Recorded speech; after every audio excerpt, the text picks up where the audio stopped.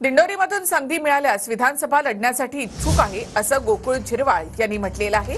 महाविकास आघाडी ज्याला उमेदवारी देईल त्याचा प्रचार करणार असं गोकुळ झिरवाळ यांनी म्हटलं आहे। तर गोकुळ झिरवाळ हे निवडणूक लढणार नाहीत असं नरहरी झिरवाळ यांनी म्हटलंय। पंचायत समिती जिल्हा परिषदेमधून गोकुळ पुढे जाईल असं नरहरी झिरवाळ यांनी म्हटलंय।